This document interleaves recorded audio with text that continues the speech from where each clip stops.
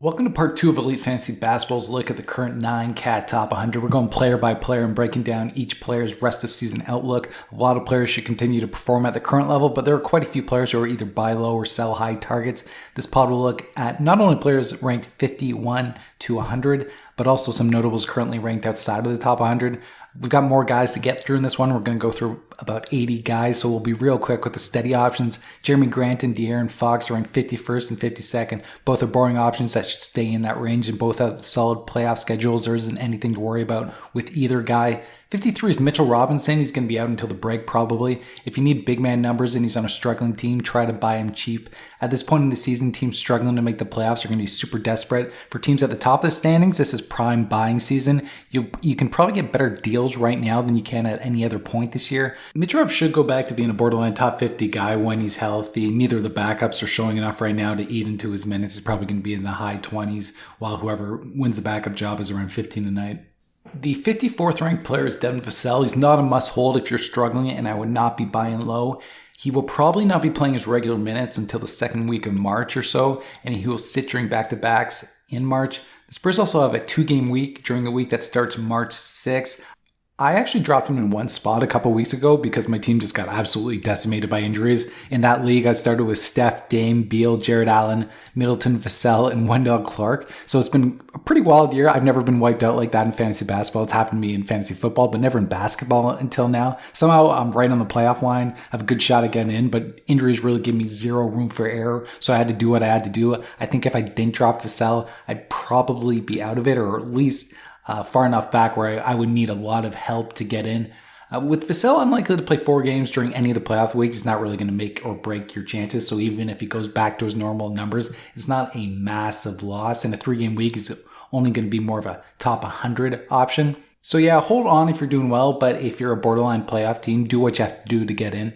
Zach LaVine is 55th, but he should be valued as a borderline 3rd-round guy. He's been a top 40 player over the last 2 months. He just had a really rough start to the year, which has killed his year-long ranking. Tyler Hero is 56. He's been struggling lately, but I wouldn't be too worried. He's a strong buy low target. Actually, one of my favorites in the league. The struggles are due to some cold shooting that won't stick. They're not due to his role shrinking. Miami's March schedule is why I like him so much. From the break until the end of March, the Heat have 5 back-to-back sets. That means that Hero's going to have a lot of nights during the fantasy playoffs where he's getting extra minutes and extra touches because at least one of Lowry or Butler will be sitting. Brad Beal is 57th. He's been super efficient this year, having a real nice year scoring the ball, but it just seems like the steals and possibly the threes are gone for good. This is his 2nd year in a row where he's been a drag in both categories. Without average threes or steals, there's no pass to the top 30. Beal's just a mid-round guy for now. He's got a pretty high floor, but his ceiling is gone. Trae Young is 58th. I hope you paired him with punt field goal percentage like you should have, because if you didn't, that really hurts. Trae flop and shows the importance of punting. We can't predict every bust, and you're going to draft one occasionally. So make sure that you punt and pair players with friendly builds, because if you don't, then the busts really hurt. But if you pair them with friendly builds, then it's a disappointing pick, but it's not going to end your season. Trae has been a borderline top 30 player in punt field goal percentage this year. So if you took him at the end of the first, not great, but not devastating. In punt field goal percentage and turnover, so ACAT punt field goal percentage, he's actually been pretty solid. He's been a top 20 option there. He can't really buy low on Trae because of where he went in the draft. I don't think anyone's given up for less than a top 30 guy, and if you're doing that, you could lose that trade. Whether or not to sell him, if you already have him for a true early round option, depends on your build. In punt field goal percentage, I would just hold tight, but in other builds, I'd see if I could upgrade after a big game, because in other builds, he's just a top 50-ish guy, and a top 50-ish guy who hasn't been trending up. Julius Randle's ranked 59th. He should be valued above that ranking. He's been a top 40 guy over the last 2 months. He should be valued in that range. He was someone that was dragged a little too much in preseason. Even when he's struggling, he's still a very effective punt field goal percentage option. He's actually quietly had a very nice year. Wood is ranked 60th. We don't have a timeline on him, but it doesn't sound like he's going to be out too much longer. He's been a top 30-ish guy since moving into the Mavericks starting lineup, but I wouldn't value him in that range since it sounds like Maxi Kleber is going to be back before the break. Wood was somewhat limited when Kleber was healthier early in the year, so it's possible that Wood isn't the same guy that he was down the stretch of January. He actually has a pretty low floor. He wasn't even a top 100 guy before he got bumped into the starting lineup. Still his 3rd-round upside, but there is a wide range of outcomes here, so he's pretty risky. It wouldn't be shocking if Wood became just a forgettable mid-round guy later in the year. Şengün is ranked 61st in 9cat. He's been unleashed, but we can't lock in early round numbers just yet. He's a real deal. He's a future early round pick, but his big run has coincided with KPJ being out of the lineup. He's going to lose some touches when KPJ is back, and he could go back to being more of a top 50 player. A big reason for his emergence is a major assist rate spike that probably won't hold when KPJ is back. Zion is 62. Of course, with Zion, the issue is in per game numbers as games played. We probably won't see much of him before the break, and he's likely going to be somewhat limited once he does return. However, I don't think New Orleans is going to be too cautious with him now that they've come back to the pack and are at risk of missing the playoffs or ending up in the play-in. If you're headed to the playoffs but don't think your team has championship upside, it's not a bad player to take a gamble on. Maybe he gets hurt again and that ends your season. But there's no point in going to the playoffs with a team whose upside is fourth place. If your team is good but not great, you need to take a swing before your league's trade deadline to give yourself a decent shot. Like, we want to play for the championship here. We don't want to just play for the playoffs. He should come fairly cheap if the Zion team is struggling. Personally, if I was out of the playoffs and I had Zion, I would be trying to trade him for win-now players. D'Angelo Russell is 63rd. He's benefited from all the Wolves injuries, but with the town situation looking very dicey, I wouldn't be in a hurry to move him. I think, his numbers could take a downturn, but probably not anytime soon. And it's just really tough to replace 2.6 threes per game and 6.3 assists per game, especially the dimes. Scotty Barnes has worked his way up to 64th overall. He's around his rookie year numbers now. He could be a borderline top 50 player, and I would value him around there, but his current top 30 run isn't sustainable. It's tied to some unsustainable shooting and some unsustainable defensive numbers. If the Raps move Trent or OG, that would free up some extra touches for Barnes, but I don't think it would lead to a major spike in value. If the Raptors dump some of their shooting, that's not going to be great news for the remaining Raptors just because they have so little shooting already. That offense could get really ugly. CJ McCollum is next. Not much to say there. His upside's capped due to the Pelicans' depth, but he's a solid mid-round option. DeLon Wright is 66 thanks to his steals. He's 2 swipes, 3 or 4 dimes a night, and not much else. He's a must roster right now. 8 steals a week can swing your matchup in the playoffs. We also want to hold him because if Beal goes down again or if Morris gets hurt, things could get very interesting very quickly. 67th is Trey Murphy. We'll see what happens when Zion is back, but he's a hold for now. Murphy has been up and down since Ingram got healthy, but since he was producing mid-round numbers early in the season, with Zion out and Ingram in, we should give him some leash and then reassess when Zion is back. Al Horford is ranked 68th despite averaging only 9.4 points per game. It's pretty impressive. Chop off a couple rounds of value. If you play in 8-cat leagues, though, since he's averaging only 0.6 turnovers per game. If you're punting points, he's a great trade target. You can probably get him for a low-end guy who's playing well, and Horford will be much more than a low-end guy in punt points. Been a top 45 9-cat asset when points don't count this year. Evan Mobley is 69th. I could see him outplaying that ranking going forward. His usage is up lately. It's in the low 20s. That's not a huge number, but it's good for Mobley, and he's handled the additional touches well. Unfortunately, as long as the starting backcourt is healthy, it's going to be tough for him to be more than a top 50-ish option. Really promising player, both in real life and in fantasy, but his situation is just less than ideal. Going to be a real tricky guy to rank next year, too, since the setup is probably going to be the same. John Collins is ranked 70th. His upside's gone, but he's still a very nice piece in punt assists and punt steals. If you need a bump in the big man categories and are punting dimes or swipes, he's a good trade target. He's usually available for cheap since he's not a big PPG guy these days. In punt steals, he's been a borderline top 50 option. Real nice trade target there. Jamal Murray is ranked 71st because he was limited and struggling early on. He's hit his stride now, though. He's producing top 30 numbers over the last month.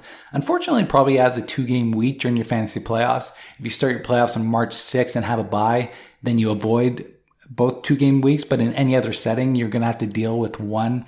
That hurts his value a bit, especially when we might have to deal with a rest day or two in March, with the Nuggets looking like the heavy favorite to get the 1 seed in the West.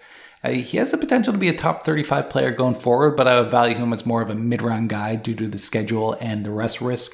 Speaking of guys who are rest risks, Time Lord is next. He's ranked 72nd and only 23 minutes per game. That ranking doesn't mean much, though, because the minutes are going up in a hurry. He's around 30 a night these days when the game is competitive. If he's playing minutes in the high 20s going forward, he's going to be a top 25-ish 9-cat guy. More than that in punt assists, punt threes, and any build really punting a guard category. In Roto, he's worth trading for before he really explodes.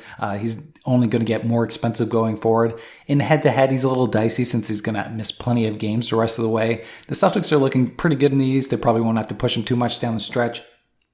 Cam Johnson is 73rd despite only playing 25.9 minutes per game up to this point. He's got a good shot at being a top 50-ish player in 9-cat now that he's playing around 30 minutes per game. He's one of those extremely low turnover guys though, so in 8-cat take about 25 spots off his ranking. He's a must roster right now and someone to target in a trade after his next dud. Since he hasn't really gotten going yet, you might be able to get him for a low-end guy who's coming off a big stretch. Simons is the 74th ranked player. That's a misleading ranking though, since he hasn't played at that level all year. He's either been way better than that or a good amount worse. Over the last 2 months, he's only been a top 150 option due to Dame getting healthy. With Lillard out there, Simons just doesn't really have any upside. All of his value is in points, threes, assists, and free throw percentage, and Lillard's presence holds him back in all 4 categories. He has league-winning potential, but really unless Dame goes down, he's going to struggle to be even a top 100 option. He's someone you want to try to sell anytime he has a big game. Morant is ranked 75th, even though he's putting up some monster popcorn numbers. That shouldn't really be surprising since his game is just not category friendly. In 8-cat, he's been better, but he's still only been a top 50 guy. I think it's fair to wonder if he'll ever be a top 20 guy, at least in 9-cat leagues, due to the nature of his game.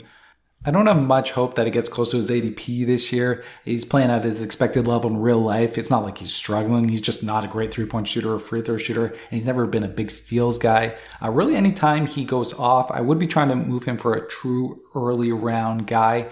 Yes, Memphis has a great playoff schedule, but the thing with Ja, because he is just tends to be one of the most overrated players in fantasy, like he's a top 75 guy who you could maybe swap for like a top 30-ish guy. Like regardless of schedule, assuming the top 30 guy doesn't have a terrible schedule, like I would do that. That's still a major per game bump. Morant also gets the odd rest day, so his schedule may not end up being as nice as it looks. Klay Thompson, who's been a pleasant surprise this year, is ranked 76 in 9-cat, and that's just due to the slow start. He's actually been a top 45 guy over the last 2 months. I didn't think I'd be saying this at any point this year, but he's a pretty good trade target. The missed games that are limiting his value right now and are frustrating his managers are going to lessen going forward. As I mentioned in part 1 with Steph, the Warriors do not have any back-to-back sets in March after March 3rd. That means that there are no guaranteed rest days for Thompson in the fantasy playoffs. Might get the odd one here, but there aren't going to be as many rests as there have been up to this point. He's not going to be super pricey because he's sitting pretty regularly right now. So if you need points and threes, I would inquire about his price. PJ Washington is 77th. He's turned his season around nicely. He's a solid mid-round option. I wouldn't be worried about a shutdown with Washington. The Hornets don't need to shut him down in order to lose. KCP 78th. He's a must roster in all leagues. He's recorded 2 steals or more in 10 straight games now. It's a pretty impressive stat. Steals like that are obviously not going to last, but any player can give you 2 threes a night and 1.5 steals per game should be rostered.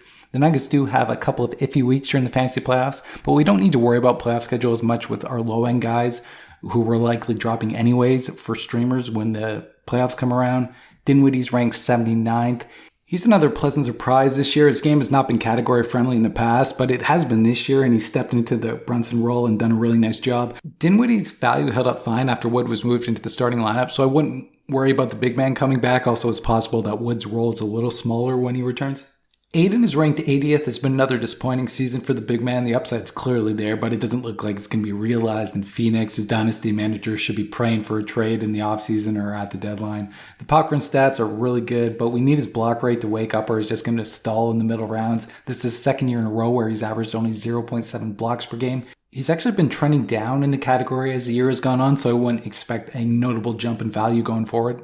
Kyle Anderson has done enough over the last month to jump to 81st in 9-cat leagues. He's been a top 45 player over the last month. With the town situation looking increasingly bad, Anderson has a pretty good shot at being a top 100 guy the rest of the way. He only needs about 27 minutes per game to get in that range, and he should be around 30 a night until the beginning of March at least. After Towns is up to speed, he could lose a couple minutes of playing time, but with how good Anderson's been, I doubt he's going to get stuck in a small role. I wouldn't bother with a sell high. No one's going to give you a player for Anderson that can match Anderson's current numbers.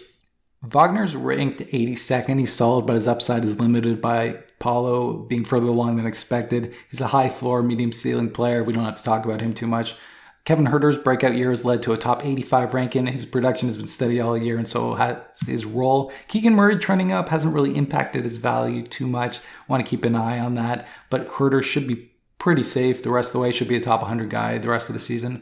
Brandon Ingram's ranked 84th. He's a borderline top 50 guy before the injury. Should get back into that range eventually. He's a nice buy low target if he's sitting on a team that needs immediate help. Again, it's a great idea to try to pick on the borderline playoff teams if you're in a good position. The toe seems healthy, so I don't think he's too much of a risk.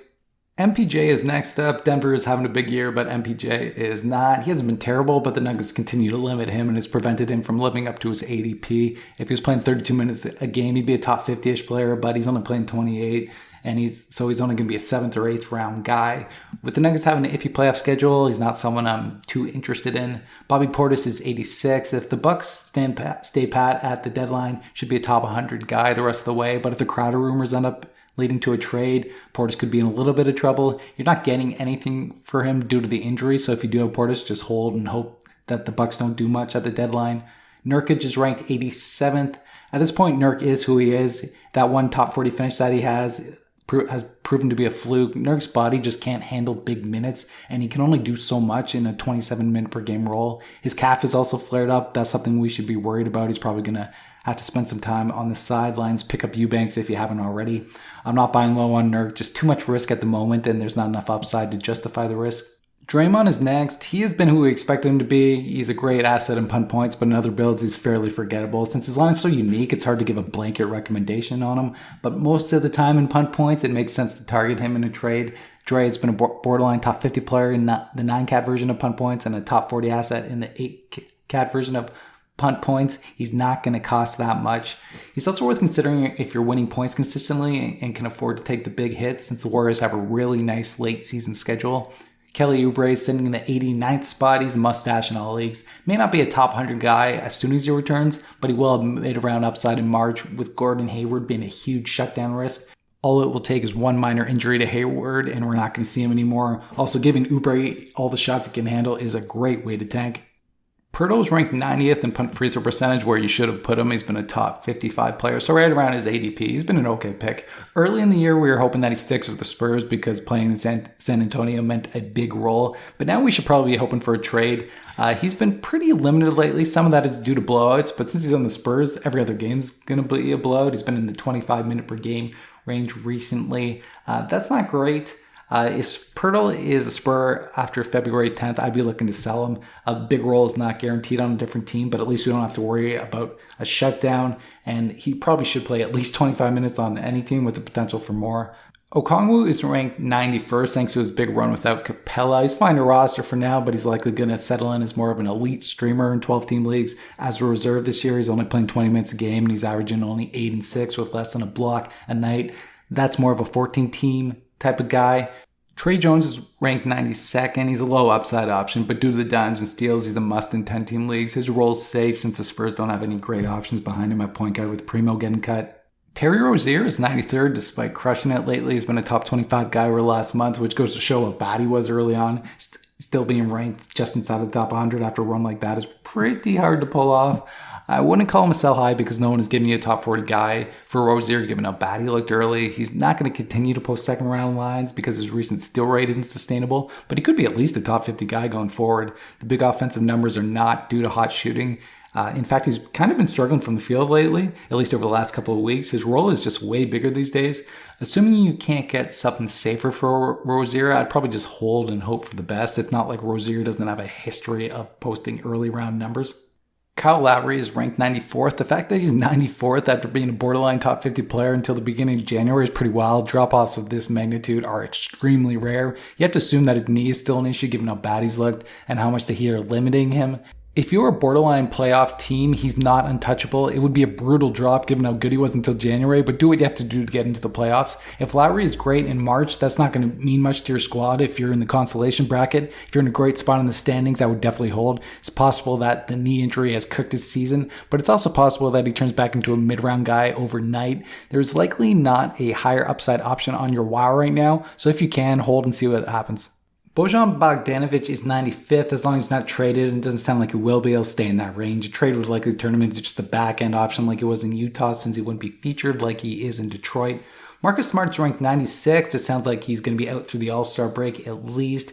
He's been a must in punt field goal percentage in the past, but with Malcolm Brogdon and Derek White there and Tatum taking it up a notch, his upside just isn't there anymore. Normally, I'd be saying buy low in punt field goal percentage, but with the injury taking longer to heal than expected, I'm staying away. There just isn't enough upside here to take the multi-week hit. We're almost done with the top 100, and then we'll move on to some other notables. Caruso's 97th. He's a worse version of DeLon Wright. He's fine to have, but if you're already winning steals consistently, I'd look elsewhere. He doesn't have much value in that setup.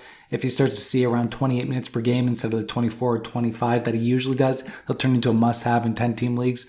Kelly Olynyk is ranked 98th. Pick him up if he's been dropped, assuming you're in a decent spot. If you're a borderline guy, feel free to just stream. He is a must roster, but does he need to be rostered on a borderline playoff team? Probably not. Walker Kessler moving to the starting lineup won't necessarily have a huge impact on Olynyk. He works fine as a stretch four. He's being limited right now, but as long as he gets back in the high 20s eventually, I'll have a good shot at being a top 100 player. KPJ is still sticking around the top 100. He's our 99th ranked player. We should be pretty worried about KPJ. I have him in a few spots, and I'm pretty worried. He doesn't have a timeline. He's not doing basketball activities, and we've seen other foot or toe injuries drag out for much longer than expected this year. He's probably going to be out through the break, and if he is, we need him to come back immediately after the break, or he's likely to be somewhat limited during the start of the fantasy playoffs. There's a good chance that he's going to hurt you more than he helps you if your playoffs start early. If you're out of the playoffs right now, try to sell him. You may not be able to get much, but he's unlikely to give you anything useful before the fantasy regular season is over. Larry Nance finishes off the top 100. He's in that spot due to his big run in December. He should be rostered in 14-team leagues, but for now, he's just a 13th man or streamer in 12-team setups. Good player, but the Pels just have too much depth. Now we'll move on to some other notables currently ranked outside of the top 100. Walker Kessler is ranked 102nd. Expect him to finish at least 30 spots higher than that. His role's locked in. He's looking like a league winner. He was always a great bet to be a great permanent player. The question was whether or not he was going to be good enough in real life to earn a big minute role. He's definitely answered that question pretty emphatically. He is going to be a centerpiece of the punt free throw percentage build and some of the other big man heavy punting builds for a long time. Maxey is 105. The injury just tanked his season. He was headed towards top 75 finish, but in his new bench role, his upside is pretty limited. Needs an injury or he's not going to be more than top 100-ish per game player. However, I still value him higher than that, like around top 80 due to that Sixers elite playoff schedule. Again, quantity matters more than quality a lot of the time in the fantasy playoffs. Bruce Brown is sitting at 107. He's had some quiet games lately, but he's still must roster since he turns into a mid-round player whenever the Nuggets non-Jokic starters sit. That could end up being fairly often in March if the Nuggets continue to pull away in the West. If Memphis continues to slip, they're not going to have much competition. We could get some Jamal Murray and MPJ sits here and there in the fantasy playoffs. Josh Giddey has really turned it around after a pretty scary start. He's not going to live up to his ADP, but that was never going to happen since his ADP never made sense. The holes in his line are still there. The threes and steals are still terrible, but he's really upped his efficiency and it's been enough to turn him into a top 70 player over the last month. Probably not going to continue to shoot 52 from the field like he has over that stretch, but borderline top 100 numbers in 9-cat looked doable, and that didn't look like it was going to be the case early in the season. Still more of a points league guy than a category league guy, but still nice to see lots of improvement.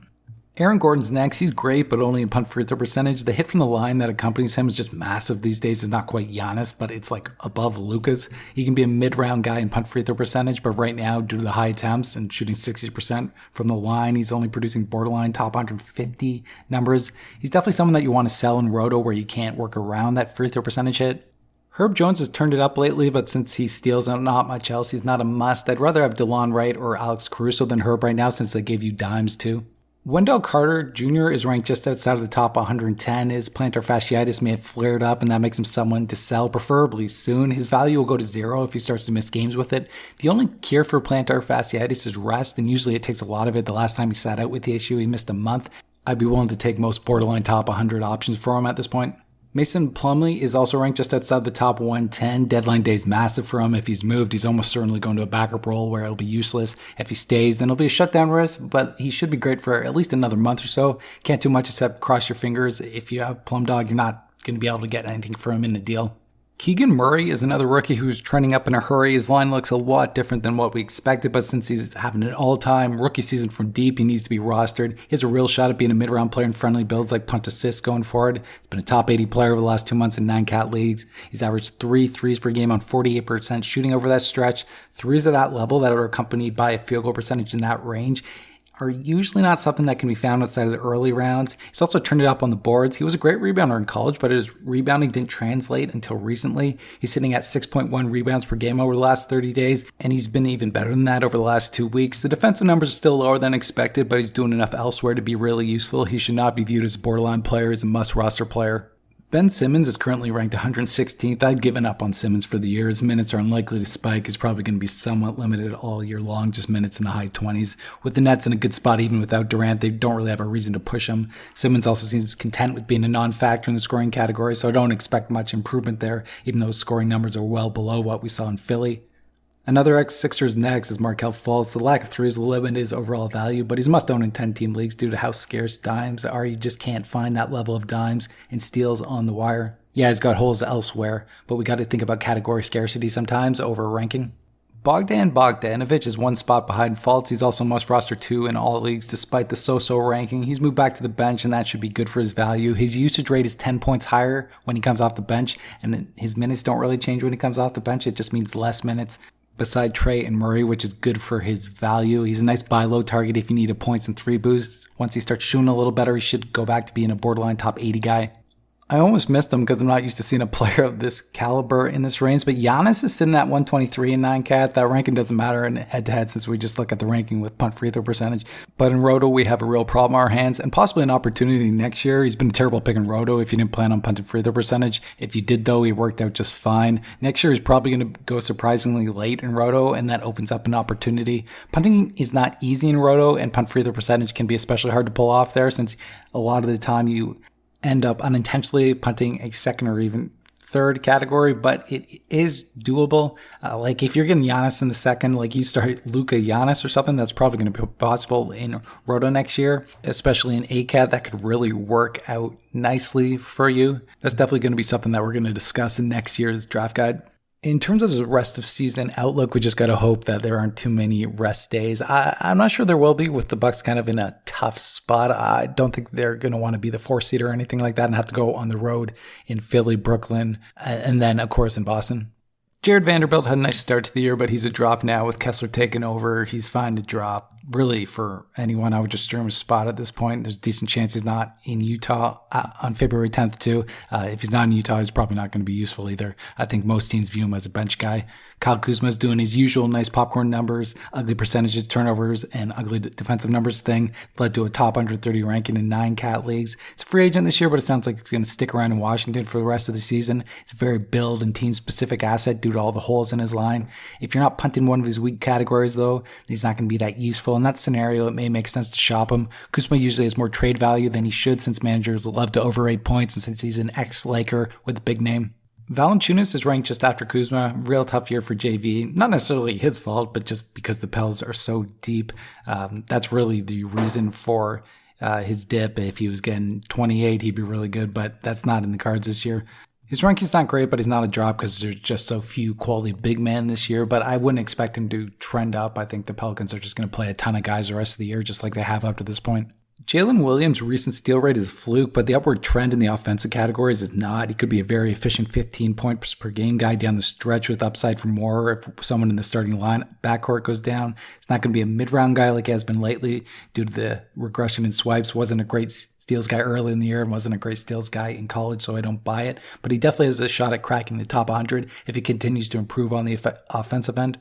We're running out of interesting guys to talk about, but there's still a few more players to go through. Jalen Duren's blocks have woken up since he returned from his ankle injury. If he goes back to being a 0.8 blocks per game guy, he'll just be a back-end guy who you would drop during playoff weeks where boards aren't competitive. But if he can get into the 1.3 blocks per game range, which is where he's been lately, then he'll be a mid-round player in friendly builds. It's possible the block rate stick. It was poor for most of the year, but he was a very good shot blocker in college, and block rate usually translates from college to the pros. Jordan Poole is still ranked just inside of the top 150, but he should eventually end up around the top 100 if he continues to start. He's been in that range since Curry came back. Poole isn't going to explode as long as Steph and Clay are healthy, but moving to the starting lineup gives him a shot at playing around his ADP down the stretch. However, I wouldn't really call him a buy low because you probably can't get a good price on him, and also because I'm not 100% sure that the starting job is going to stick. The 3-guard lineup does not really make a lot of sense for the Warriors. Their net rating with Looney in there is so much better. The 3-guard lineup actually hasn't been very good this year, but their normal starting lineup is excellent. So if they continue to struggle, I could see them moving back to that. And if that happens, then Poole's going to lose some minutes and he'll probably go back to just being a back-end guy. Paolo is a clear rookie of the year, but it hasn't translated to a ton of value in 9-category leagues. Great in points leagues, but he's got a bit of a messy line, kind of a poor man's Randall. No shame in that for a rookie, but we need to be careful to not overrate him this year due to the flashy popcorn stats. In 9-category Roto, he's not someone that you want to be starting. In 8-cat, he's a low-end starter in Roto, but in 9-category leagues, he's not ideal. In head-to-head, he can be a top 100-ish player in 9-cat in the right build. The future is bright. But Paulo could definitely end up being one of those guys whose real-life impact always outpaces his fantasy value. We'll keep it going with the rookies. Tari Eason is awesome, and he's fine to hold for now since he's on a heater, but he's not a lock to be unlocked late. Silas didn't give Şengün, who was having a better rookie season than Eason, big minutes until the final 2 weeks of 21-22. It's very possible that Eason remains stuck in a 20-minute role for another month plus. If he stops putting up big lines in limited minutes, feel free to stream a spot, especially if you're in a tough battle for the playoffs. I don't think he's going to be reliable anytime soon. Next up is Eason's teammate and fellow rookie Jabari Smith. Like Mo said, high hopes for the rookie. I didn't think he'd be a stud, but I thought the top 100 was pretty realistic. Unfortunately, shown no signs of life lately, and he's actually been trending down as the year has gone along. Usually you see the opposite with rookies. Just a streamer in 10-team leagues, and he's not a must-hold at this point in 12-team leagues. On any borderline playoff team, he should be dropped. He's not worth more than a streaming spot. We'll take a short break from the rookies to take a look at Killian Hayes. Hayes was looking like a top 100 option, but Casey decided to go away from him. Hold through the deadline and then reassess. It's very possible that the recent demotion is just being used as a way to showcase Alec Burks.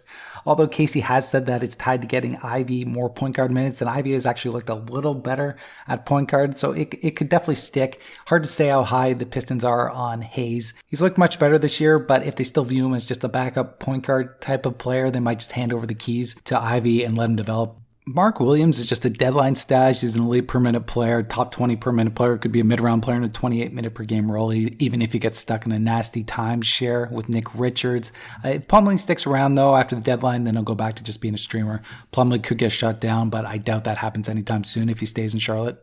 Gordon Hayward is fine to have in 12-team leagues, but it wouldn't be dropping anyone who's a lock to be useful in March for him. Hayward is probably the biggest shutdown candidate in the entire league, and he hasn't been that useful anyways. He's only been a top 180 guy this year. Jonathan Isaac is just a Hail Mary stash in Roto. That's the best thing we can call him. He has no value in head-to-head leagues. Don't even think about the stash. Like maybe he gets a few 25-minute games late in the year to see how he does, but I think he's going to be pretty limited the entire year. Still kind of interesting long-term, but let's just reassess in the summer. Westbrook had a pretty good run, at least by his standards, with AD out, but like LeBron, he's going to take a pretty decent hit with Davis back. He's untouchable in Roto, and head-to-head, I wouldn't want him unless I was punting both turnovers and one of the percentages. Really, in any build, he's just going to be a low-end guy. He's going to be very expendable during the fantasy playoffs. Jalen Green, what a mess. Probably the biggest non-injury bust of the year. He's ranked outside of the top 209 category leagues, and he hasn't been getting any better. It's hard to call a player who dropped 40 twice over the last 2 weeks expendable, but he will be if he keeps playing at this level when the playoffs roll around. He's a point specialist at this point. He's not all that different from RJ Barrett.